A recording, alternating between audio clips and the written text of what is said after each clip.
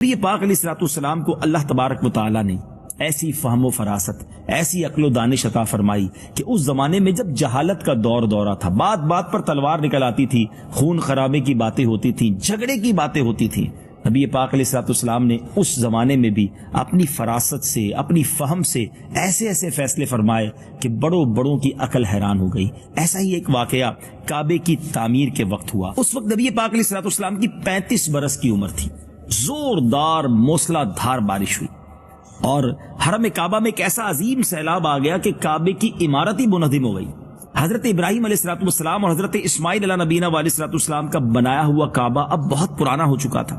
عمالقہ، قبیلہ جرہم اور قصا وغیرہ اپنے اپنے وقتوں میں اس کعبے کی تعمیر و مرمت کرتے رہے تھے، مگر چونکہ عمارت نشیب میں تھی اس لیے پہاڑوں سے جب پانی آتا تھا بارش کا تو بہت پانی بھر جاتا تھا، حرم کعبہ میں سیلاب آ جاتا تھا۔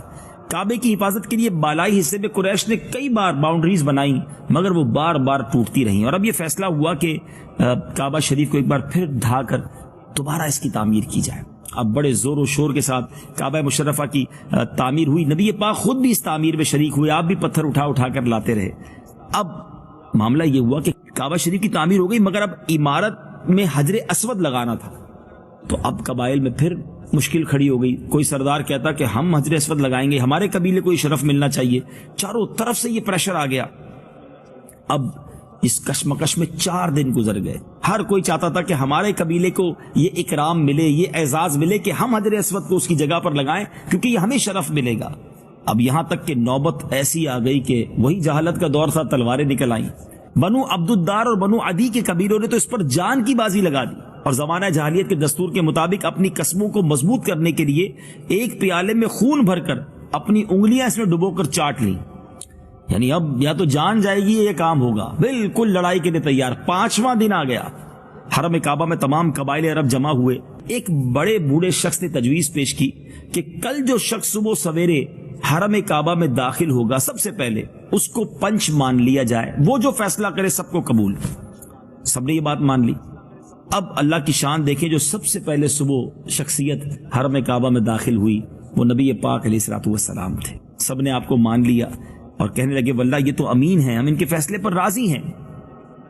آپ علیہ الصلوۃ والسلام نے کیا شاندار فیصلہ فرمایا، سبحان اللہ۔ آج بھی جب اس فیصلے کے بارے میں سنتے ہیں ایمان تازہ ہو جاتا ہے۔ نبی پاک نے حکم دیا کہ جس قبیلے کے لوگ حجر اسود کو اس کی جگہ پر رکھنے کے مدعی ہیں ان کا ایک ایک سردار چن لیا جائے۔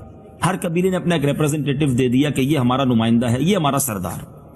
اب ہر قبیلے والوں نے جب سردار چن لیا تو پیارے آقا علیہ الصلوۃ والسلام نے اپنی چادر مبارک کو بچھایا، حجر اسود کو اس کے اندر رکھا اور اب سب سرداروں سے کہا کہ اس چادر کو اٹھائیں۔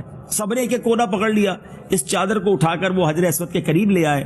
نبی پاک علیہ الصلوۃ والسلام جب حجر اسود کے قریب پہنچ گئے تو اپنے ہاتھ سے اٹھا کر اس مقدس پتھر کو میرے آقا نے رکھ دیا۔ گویا تمام قبیلوں کو نمائندگی بھی دے دی، تمام کو پارٹیسپیٹ کرنے کا موقع بھی دیا، اپنے ہاتھوں سے حجر اسود کو نصب بھی کر دیا اور ایک خون ریز لڑائی جو ہونے والی تھی اس کو بھی ٹال دیا۔